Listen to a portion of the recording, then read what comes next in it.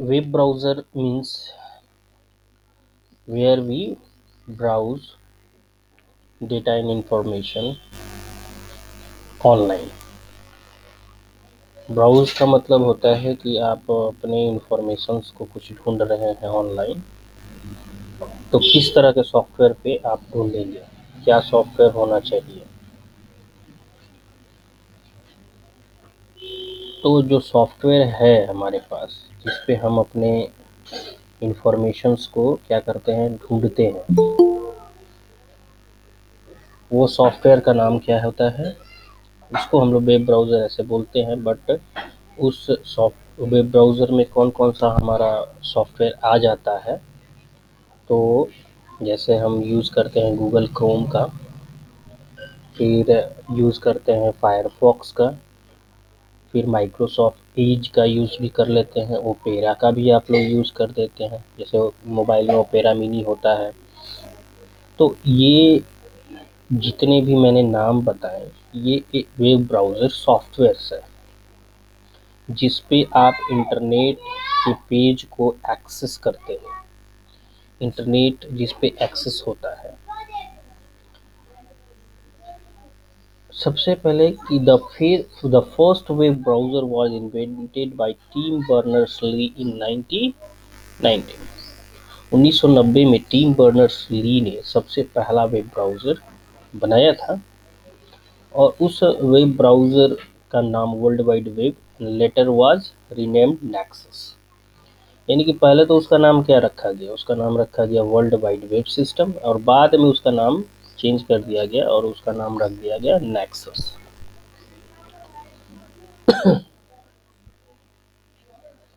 जितने भी web page बनता है, आप लोगों को पता है, वो वेब पेज बनता है HTML के थ्रू। बेसिक तो वही होता है, ऐसे तो बहुत सारी टेक्नोलॉजी यूज़ की जाती हैं एक वेब पेज को डेवलप करने के लिए। बट जो बेसिक टेक्नोलॉजी है, जो सबसे बेस है, जो हमारा रूट होता है, वो HTML होता है। HTML के जितने भी डॉक्यूमेंट आप बनाएंगे, वो कहाँ पे रन करेगा? एक ही सॉफ्टवेयर पर रन कर सकता है, और वो सॉफ्टवेयर है वेब ब्राउज़र। तो अब बात आती है कि वेब ब्राउज़र जो है, क्या बेसिकली काम करता है कि web browser helps you to send request and then receive responses as HTML document from the server, convert them to a form that user can read and finally display them on a computer screen। हम जो भी URL type करते हैं, URL पिछली classes में मैंने बताया था, URL टाइप करते हैं तो हम सर्वर से रिक्वेस्ट करते हैं कि ये हमारा जो पेज है वो आप हमको दीजिए, और सर्वर के पास अगर वो वेब पेज होता है, तो फिर वो वेब पेज हमारे ब्राउज़र पे डिस्प्ले हो जाता है। अदरवाइज़ अगर वो पेज नहीं होगा, तो सर्वर आपको बताएगा, इन्फॉर्म करेगा कि ये हमारे पास वेब पेज नहीं है।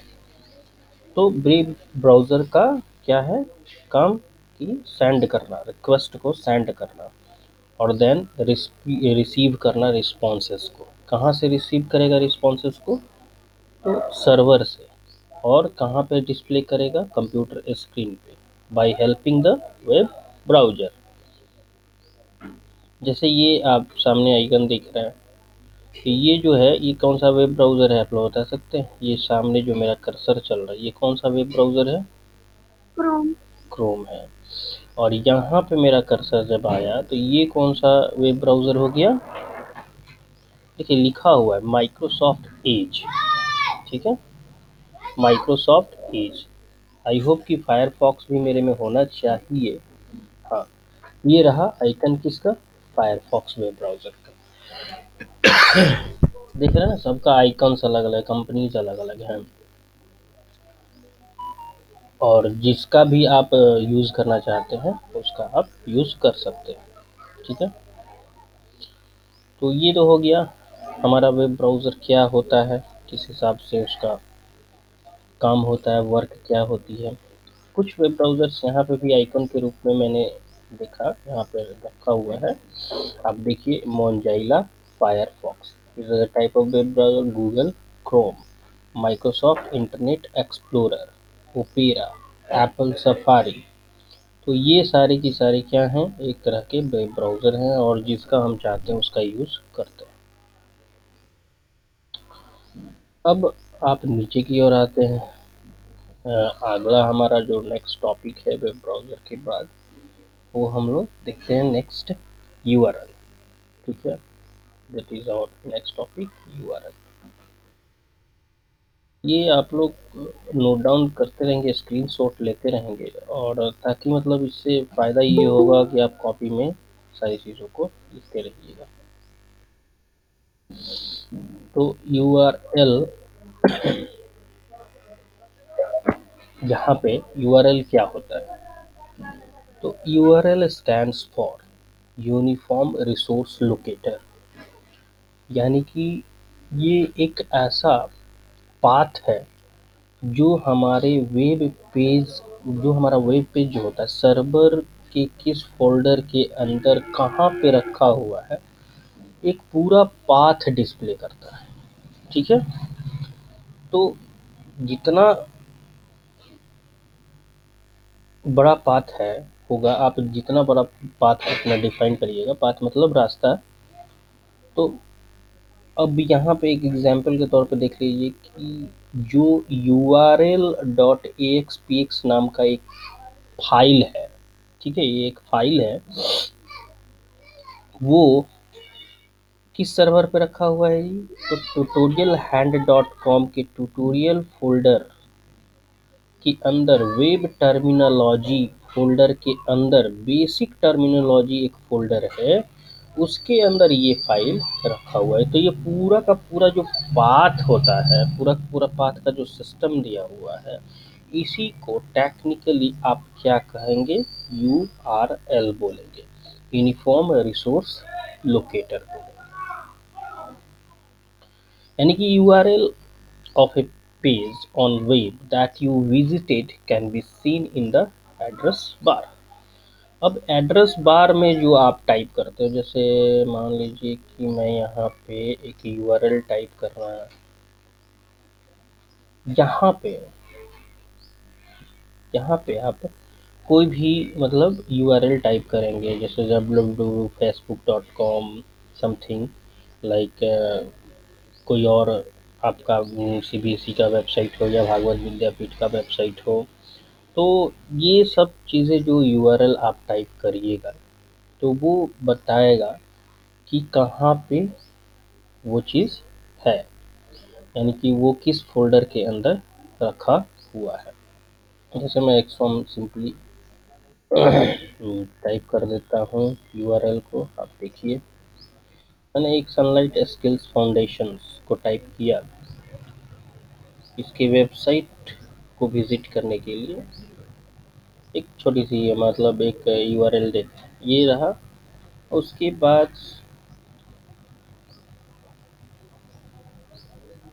कौन सा फाइल मुझे देखना है, तो मान लीजिए कॉर्पोरेट मेंबर्स की फाइल देखनी है, तो कॉर्पोरेट मेंबर्स पे हमने क्लिक किया।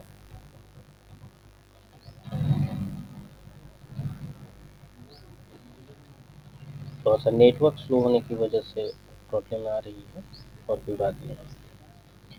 तो कॉर्पोरेट मेंबर्स पे क्लिक करेंगे हम लोग, देखिए सनलाइट स्किल्स डॉट इन में अबाउट नाम का फोल्डर है, उसमें कॉर्प मेंबर जो है हमारा एक फाइल है, जो कि उस सनलाइट स्किल्स में रखा हुआ है। तो ये पूरा का पूरा क्या हुआ, इसी को कहते हैं यूनिफॉर्म रिसोर्स लोकेटर। अब ये फाइल जो है, ये फाइल खुल रहा है, ओपन हो रहा है, क्योंकि हमने इसी का यूआरएल यहाँ पे टाइप किया है, पूरा का पूरा यहाँ पे यूआरएल टाइप किया है। थोड़ा सा ये प्रॉब्लम ये होता है कि यूआरएल हमारा जब हमारा नेटवर्क स्पीड सही होगा, नेटवर्किंग स्पीड सही होगा, इंटरनेट की स्पीड सही होगी, तो जल्दी से खुल जाएगा कोई भी फाइल। अगर इंटरनेट की स्पीड हमारा अगर प्रॉब्लम दे रही है, कोई किसी तरह का दिक्कत आ रहा है, तो वही फाइल खोलने में हमारा थोड़ा सा प्रॉब्लम करता है। ठीक है, तो चलिए, अब तो आप लोग यूआरएल के बारे में समझ गए होंगे पूरी तरह से। किसी को कोई प्रॉब्लम है तो पूछ सकता है। बताइए, एनी प्रॉब्लम यूआरएल में, वेब ब्राउज़र में? आप लोग बता सकते हैं माइक ऑन करके।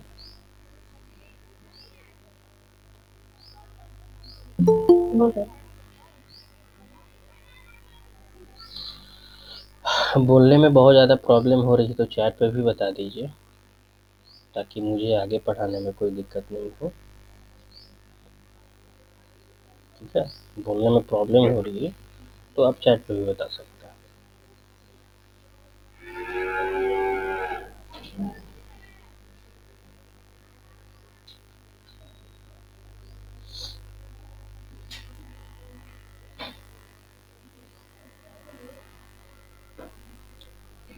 चलिए ठीक है, फिर किसी को कोई दिक्कत नहीं है, आगे हम लोग बढ़ते हैं।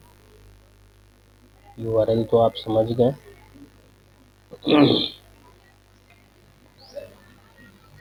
यूआरएल के बाद हमें जो नेक्स्ट टॉपिक समझना है, डोमेन नेम से समझना है। इसको थोड़ा सा अच्छे से समझिएगा, मतलब इम्पोर्टेंट टॉपिक है एग्जामिनेशन पॉइंट ऑफ व्यू से, फर्स्ट चैप्टर का ही है। आज हम लोग फर्स्ट चैप्टर आई होप कि कवर अप कर लेंगे। तो डोमेन नेम क्या होता है कि identify and locate computers connected to the internet, यानी कि डोमेन नेम आइडेंटिफाई करता है। क्योंकि आप जानते हैं कि एक वेबसाइट भी, जो सर्वर मैं बोल रहा हूँ, तो सर्वर जो मैं बोल रहा हूँ वो सर्वर भी क्या है, ये तो एक कंप्यूटर ही है, एक मशीन ही होगा जहाँ पे मैंने उस चीज़ को वहाँ पे अपलोड किया होगा, वहाँ पे होस्ट करके रखा होगा, वो भी एक कंप्यूटर है। तो उसको लोकेट करना होता है, आइडेंटिफाई करना होता है।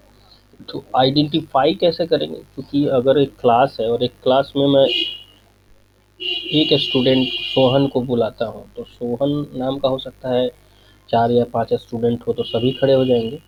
तो इस वजह से क्या होता है कि आइडेंटिफिकेशन को यूनिक रखा जाता है, ताकि जो भी हम नाम रखें वो यूनिकली उसको समझ में आए कि मुझे बुलाया गया है। तो डोमेन नेम क्या है, एक तरह के आइडेंटिफिकेशन है जिससे हम लोकेट करते हैं कंप्यूटर्स को जो कि इंटरनेट पे कनेक्टेड है। अब एक चीज़ और आती है कि इसमें एक लास्ट पोर्शन होता है, जैसे समथिंग आपने सोचा होगा कि www.facebook.com, यहाँ पे ध्यान दीजिएगा डॉट कॉम बोला जाता है। फिर कहीं कहीं डॉट edu लगा दिया जाता है, dot org, dot net, dot gov, ये डोमेन नेम का हमारा लास्ट पोर्शन होता है। तो इससे हम क्या आइडेंटिफाई करते हैं, जब हम किसी भी डोमेन नेम में डॉट कॉम लगाया हुआ देखते हैं तो हम जान जाते हैं कि वो कमर्शियल वेबसाइट है। कमर्शियल मतलब किसी तरह का वो कोई भी चीज़ बिजनेस कर सकती है, दैट इज कॉल्ड कमर्शियल। जूता चप्पल मोजा सब कुछ बेच सकती है, तो वो कमर्शियल एंटिटीज होगी। ईडीयू मतलब एजुकेशनल वेबसाइट है। डॉट ओ आर जी का मतलब इन नॉन प्रॉफिट ऑर्गेनाइजेशन है, एनजीओ वगैरह, है ना। डॉट नेट का मतलब नेटवर्क रिलेटेड इंस्टीट्यूशन है। गॉव लिखा हुआ था, गवर्नमेंट इंस्टीट्यूशन है। और जब डॉट आई एन टी लिखा रहता है तो इंटरनेशनल, क्या होता है, इंटरनेशनल इंस्टीट्यूशन है। इसे हम आइडेंटिफाई करते हैं कि किस पर्पस के लिए वो वेबसाइट तैयार की गई। थर्ड बात ये आती है कि अगर कंट्री स्पेसिफिक डोमेन नेम भी होता है, कंट्री स्पेसिफिक डोमेन नेम भी होता है, तो कंट्री स्पेसिफिक डोमेन नेम जो होगा वो यहाँ पे, अगर आप डॉट इन अगर कहीं दिखाई दे तो क्लियरली आप समझ जाइएगा कि वो इंडियन वेबसाइट्स, इंडिया की। डॉट यूएसए मतलब यूनाइटेड स्टेट्स की है। डॉट जेपी अगर दिखाई देता है तो जापान की है। डॉट सीए दिखाई देता है तो कनाडा की है। और डॉट डीके दिखाई देता है तो डेनमार्क की है। ये कंट्री स्पेसिफिक डोमेन नेम है, ठीक है। तो इससे तो पता चल जाता है कि भाई कमर्शियल पर्पस है कि गवर्नमेंट पर्पस है कि नेटवर्किंग पर्पस है कि एजुकेशनल पर्पस है। साथ साथ में मतलब ये भी पता चल जा रहा है कि वो कौन, इंडिया की है कि यूएस की है कि जापान की है कि कनाडा की है कि डेनमार्क की है। इस तरह से आप पता कर सकते हैं डोमेन स्पेसिफिक। जैसे टॉप लेवल डोमेन तो हमारे पास कौन सा है, तो top level domain dot com होता है। अब जैसे गूगल खोलते तो गूगल का क्या होता है, गूगल डॉट कॉम होता है। Yahoo top level company the yahoo.com, Bing dot top level company the bing.com, Microsoft top level company the microsoft.com। ये सारी चीज़ें टॉप लेवल डोमेन में आती हैं। Dot com top level domain में आता है। हाँ, कुछ टॉप लेवल डोमेन्स का मैंने नाम यहाँ पे भी और बताया कि जो major category of top level domains होता है वो डॉट कॉम होता है, edu होता है, org होता है, नेट होता है, gov होता है, INT होता है। ठीक है, ये टॉप लेवल डोमेन्स होते हैं जो सबसे ज़्यादा मतलब बिजनेस करते हैं या सबसे ज़्यादा जिसकी डिमांड है मार्केट में, उसको हम लोग टॉप लेवल में रखते हैं। ठीक है, अब एनी इश्यूज, एनी प्रॉब्लम्स आप लोग बताएं। तो एक बार फिर से एक्सप्लेन कर दीजिए डोमेन। फिर से एक्सप्लेन कर देंगे, बट आपको प्रॉब्लम कहाँ है, स्पेसिफिक किस पार्ट में प्रॉब्लम है? सर स्टार्टिंग में जो बताए हैं, जो एक्सप्लेन किया ना डोमेन क्या होता है। तो क्या बीच में आप घूमने चली गई थी क्या? नहीं। तो क्लास को देखिए तब तो समझ में आएगा। डोमेन नेम बाबू यहाँ होता है कि डोमेन नेम से केवल क्या किया जाता है, यहाँ पर पढ़ लीजिए इस बात को कि domain name is the way to identify and locate computer connected to the internet. हम जहाँ भी अपने फाइल्स एंड फोल्डर को होस्ट करेंगे, कहीं रखेंगे, तभी तो फाइल फोल्डर हमारे मशीन पर दिखाई देगा। हम जब ब्राउज़र से उसको ब्राउज़ करेंगे तब तो वो भी कहीं ना कहीं कंप्यूटर में होगा, कहीं कहीं किसी कंप्यूटर में होस्टेड होगा। उसको लोकेट करने के लिए, उसको आइडेंटिफाई करने के लिए हम एक नाम देते हैं, और उस नाम को हम क्या कहते हैं, डोमेन नेम कहते हैं। अब जो गूगल को आइडेंटिफाई करने के लिए डोमेन नेम क्या है, google.com है। याहू को आइडेंटिफाई करने के लिए क्या है, yahoo.com है। उसी तरह से ये सारे वेबसाइट्स का, सारे के सारे वेबसाइट्स का एक नेम होता है जिसको डोमेन नेम कहा जाता है, जो आइडेंटिफाई करता है। अब उसमें हम ये चीज़ देखते हैं कि टॉप लेवल डोमेन्स कौन कौन सा है, तो डॉट कॉम है, edu है, org है, नेट है, गवर्नमेंट है, एनआईटी है, और उसका पर्पस क्या है। तो ये चीज़ यहाँ पे पर्पस लिखा होगा कि अगर डॉट कॉम है तो कमर्शियल पर्पस है, edu है तो एजुकेशनल पर्पस है, org है तो non profit organisation, dot net है तो नेटवर्क रिलेटेड इंस्टीट्यूशन। तो ये आप लोग स्क्रीनशॉट लेते रहिए, आपका काम है, मैं बार बार नहीं बोलता रहूँगा, और आप लोग अपनी कॉपी पे लिखते जाइएगा, ये सारी इंपॉर्टेंट चीज़ें हैं। अब ये तो पर्पस वाली बात हो गई थी, और यहाँ पे कंट्री स्पेसिफिक डोमेन नेम भी है। तो कंट्री स्पेसिफिक डोमेन नेम क्या है, .in, .us, .jp, .ca, .dk, ये सब। अब .in रहेगा तो इंडिया की है, .us रहेगा तो यूनाइटेड स्टेट की है, .jp रहेगा तो जापान की है ना। तो कंट्री स्पेसिफिक डोमेन नेम भी होता है। अब हम नेक्स्ट टॉपिक की ओर कवर करेंगे। चलिए, आईपी एड्रेस। तो आईपी एड्रेस ये है कि यूनिकली लॉजिकल एड्रेस होता है। ठीक है, जैसे जैसे कोई मशीन, जैसे ही कोई मशीन कनेक्ट होता है इंटरनेट से, तो उसका एक एड्रेस जनरेट हो जाता है। और एड्रेस जनरेट बहुत इंपॉर्टेंट है, एड्रेस जनरेट करना, क्योंकि आप लोग जानते हैं कि ऑनलाइन फ्रॉड्स होता है, हैकिंग होती है, क्रैकिंग होती है, बहुत सारा ऑनलाइन क्राइम्स होता है। तो अगर एड्रेस जनरेट नहीं होगा तो पता कैसे चलेगा कि ये क्रैकिंग, ये हैकिंग या ये फ्रॉड कहाँ से हुआ है। तो जैसे ही हम अपने स्पेसिफिक डिवाइसेस को, यानी कि चाहे वो लैपटॉप हो या हमारा मोबाइल हो, उसको जैसे ही इंटरनेट के साथ ऑनलाइन करते हैं, कनेक्ट करते हैं, तो ये एक लॉजिकल एड्रेस जनरेट हो जाता है। ठीक है, लॉजिकल एड्रेस जनरेट हो जाता है, और उस लॉजिकल एड्रेस को हम लोग क्या कहते हैं, आईपी एड्रेस कहते हैं। और IP stands for internet protocol. ठीक है, इंटरनेट प्रोटोकॉल एड्रेस।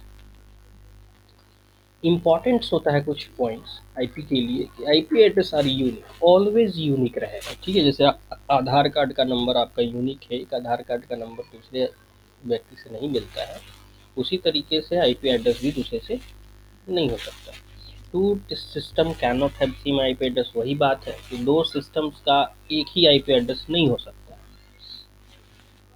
और ये ग्लोबली होता है, स्टैंडर्डाइज होता है, जितने भी सिस्टम इंटरनेट से कनेक्ट होते हैं वो सेम स्कीमा, सेम सिस्टम के थ्रू आईपी एड्रेस को स्टेबल करते हैं।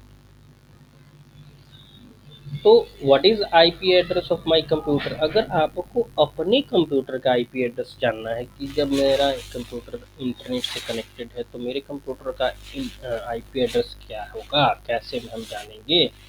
तो ये आप क्या करेंगे, ये स्टेप्स लेंगे। तो स्टेप्स क्या लेना है, तो विंडो आर की प्रेस कर देना है, ठीक है। यहाँ पे लिखना है CMD कमांड, ठीक है, CMD। जैसे ही CMD आपका टाइप करिएगा ये चीज़ आपका सामने आ जाएगा, एक ब्लैक स्क्रीन खुलेगा। यहाँ पे आप लिख दीजिएगा यहाँ पे लिख दीजिएगा IP कॉन्फ़िग, ठीक है, IP कॉन्फ़िग। यहाँ जो एड्रेस आ रहा है 192.168.43.145, ये जो लॉजिकल एड्रेस है ये मेरे कंप्यूटर का एड्रेस है, जो कि इंटरनेट से कनेक्ट हुआ है तो आईपी एड्रेस ऑटोमेटिकली जनरेट हुआ। अब मैं कोई फ्रॉड करता हूँ तो इसी आईपी एड्रेस के थ्रू मेरा ये मशीन पकड़ में आ जाएगा कि ये मशीन मेरा यहाँ से ये फ्रॉड हुआ है। बात समझ में आ गई आप लोगों को आईपी एड्रेस?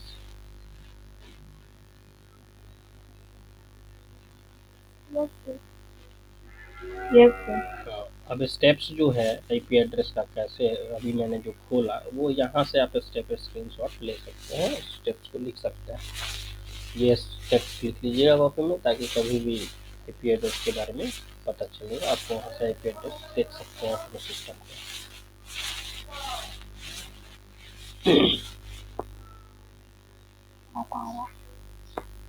वही चीज़ यहाँ पे बता रहे हैं, ये विंडोज सिस्टम 32 cmd.exe खोलें तो यहाँ पे जो पीले कलर से आईपी वर्जन नंबर, ये IPv4 लिखा है ना, तो इसका मतलब क्या हुआ, इंटरनेट प्रोटोकॉल वर्जन नंबर 4 का एड्रेस कितना हुआ 192.168.43.170। तो ये आईपी एड्रेस होता है। अब ये IPv4 और IPv6, ये बस इतना ही समझ लीजिए कि जो IPv4 होता है वो इंटरनेट प्रोटोकॉल का वर्जन नंबर 4 है, और ये लेटेस्ट वर्जन है उसका इंटरनेट प्रोटोकॉल वर्जन नंबर क्या 6 है।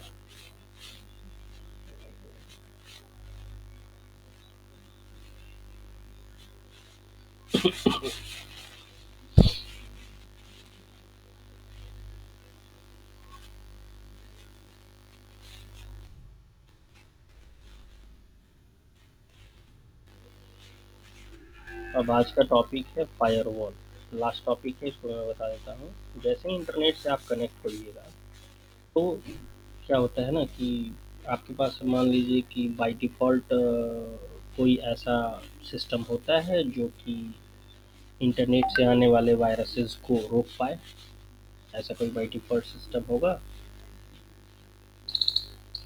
तो इतना ही समझ लीजिए कि ऐसा कोई बाय डिफ़ॉल्ट सिस्टम, जब आप एंटीवायरस नहीं इंस्टॉल किए रहते तो एक बाय डिफ़ॉल्ट सिस्टम क्या होता है, फायरवॉल होता है। फायरवॉल एक दीवार की तरह है, मतलब कुछ सिक्योरिटी डिवाइसेस होते हैं जिसके अंदर कुछ सिक्योरिटी इंफॉर्मेशन होता है, तो ये प्रोटेक्ट करता है आपके सिस्टम को, प्रोटेक्ट करता है network from untrusted site that may contain viruses और अदर मैलवेयर्स। यानी कि जो आपका कोई ऐसा वेबसाइट आप खोल रहे हैं जिसमें वायरस हो या फिर मेलवेयर्स हो, तो फायरवॉल आपको क्या करेगा, फायरवॉल आपको प्रोटेक्ट करेगा, रोकेगा वहाँ पे कि हाँ ये सारी ये चीज़ जिसमें मेलवेयर है, इसमें वायरस है, आप ये काम नहीं करिए, आप प्रोटेक्शन देगा आपको। तो ये बाय डिफ़ॉल्ट हम मानते हैं कि एक प्रोटेक्शन है, बट पूरा कम्प्लीटली ये एंटीवायरस की तरह काम नहीं करता है, ठीक है। एंटीवायरस तो हमें डालना ही चाहिए अपने सिस्टम को प्रोटेक्ट करने के लिए, ताकि उसमें और सारे फीचर्स होते हैं एंटीवायरस में, तो जिसकी मदद से हमारा पूरा सिस्टम क्या होता है, सिक्योर हो जाता है। लेकिन फायरवॉल क्या है, एक बाय डिफ़ॉल्ट सिस्टम है। तो आप कह सकते हैं कि फायरवॉल इज़ अ हार्डवेयर और अ सॉफ्टवेयर और both that help protect your system connected on the internet from untrusted sites that may contain virus or other malwares। यानी कि बहुत ही सटीक डेफिनेशन यहाँ पे लिखा हुआ है जिसको आप फायरवॉल के अंदर रख सकते हैं, ठीक है। दूसरी बात कि आप लोग इस चीज़ को अगर कई लोग नहीं समझ पाते हैं एक ही क्लासेज में, तो इसका वीडियो मैं बना करके इसका URL आपको भेज दूँगा, और उसको आप दोबारा तिबारा देख करके उसी बात को समझ सकते हैं। और साथ से साथ में मैं एक रिक्वेस्ट सबसे कर रहा हूँ कि जो भी वीडियो आप लोग देखेंगे, जो मैं भेजूँगा लिंक, बहुत सारे वीडियो का लिंक्स है, और जितना भी मैंने पढ़ाया सबका लिंक्स है, तो आप उसको सब्सक्राइब ज़रूर कर देना। चैनल को एक बार सब्सक्राइब ज़रूर कर देना, ठीक है? अरे बोलो भाई, इतने मेहनत से पढ़ाया जा रहा ओके है। सर। Yes sir. ओके, तो इस चैनल को ज़रूर यस सब्सक्राइब सर। सब्सक्राइब। अब हम लोग नेक्स्ट क्लास में मिलते हैं। आप लोग टॉपिक याद रखिएगा कि हम लोग कहाँ तक पढ़े थे, फायरवॉल तक, उससे आगे पढ़ना है, ठीक है? तो हम लोग आगे पढ़ते हैं। Okay, thank you.